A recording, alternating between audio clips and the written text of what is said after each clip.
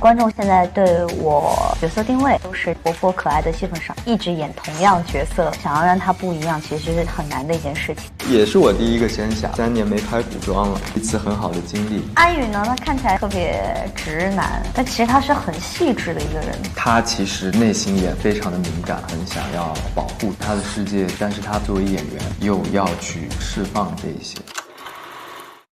你真的是小生君？安妮，我不是刻意要瞒你。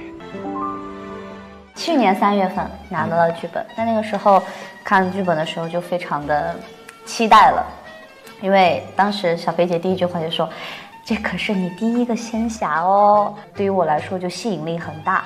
我也是觉得，非常的有吸引力，有吸引力。对，在去年3月份的时候拿到这个剧本，对我就一定要一样，你就说同上就好了。不同上，就是我同上吧。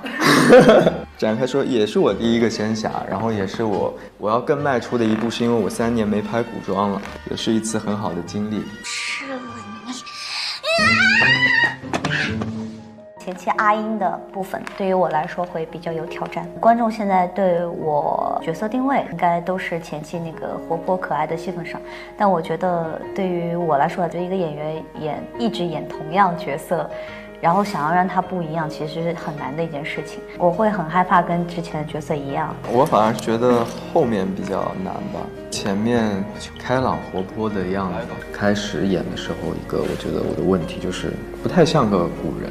对，然后后面也包括去减肥，然后去调整这个体态，但后面其实他变成了缘起之后的时候，会有一些冷漠，而且他可能内心非常内心戏很多，对，所以比较困难一些。你说你喜欢我，带我来结姻缘气的，但我们是师兄和师妹，这是一种亲人的喜欢。我更喜欢后期，因为我自己看戏，我也喜欢看追妻火葬场这个东西，虐他的一些小把戏，然后两个人其实感情会变得更坚固。我还是喜欢前期，因为我是后期就是一直在追妻火葬场，太惨了。我觉得我希望就是还是大家都一开始那个状态里，大家能开开心心的和平共处，我觉得挺好的。我觉得阿英跟古静还是很单纯的恋爱关系，我就觉得他们就像现在年轻人在一起的那种感觉，他们是无忧无虑，不需要考虑到未来会发生什么。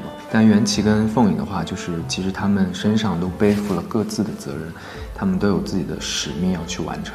因为我们其实是一个仙侠情感励志剧，是有很多家国情仇这样的东西，会很燃。我爱你，但是我想成全你。休息了，明天再找。休息。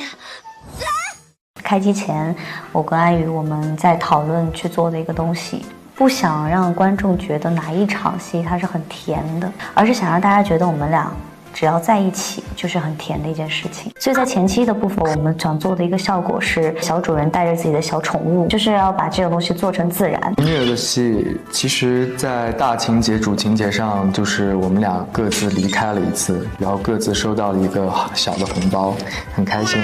你收到多少？跟你一样，跟你一样。啊！干嘛？你也是，我们都是一样的人命。不是啊，可是我是被你踢死的。人类的悲欢并不相通，每大都是一条宝贵的人命嘛，都是一样的。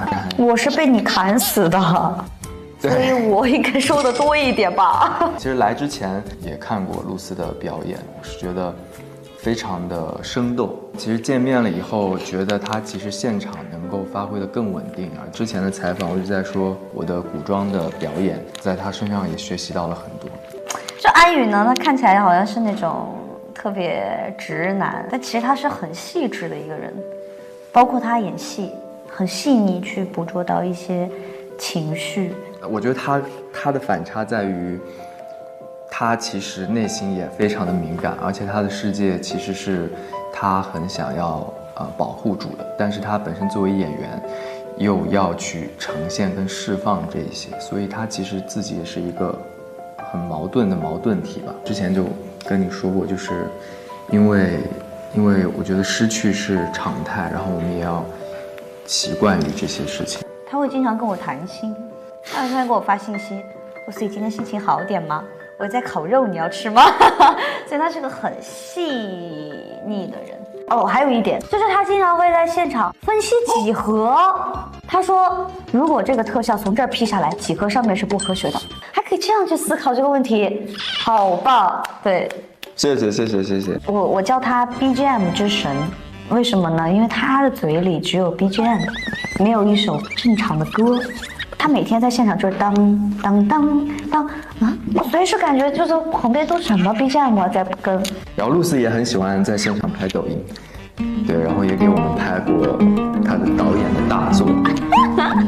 王安宇和李云瑞，这是我第一个戏敲到的男主，挺不错的，面儿很大了已经。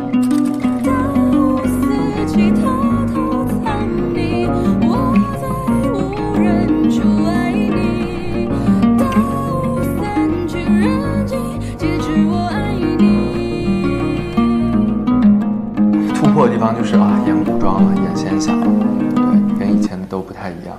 因为我古装拍的稍微多一点，所以就更可能希望每一次不管是哪一方面，都希望会更有进步一些。可以请2位挑战表演到55原地起飞吗？好快！你知道吗？我们拍了难顶哦。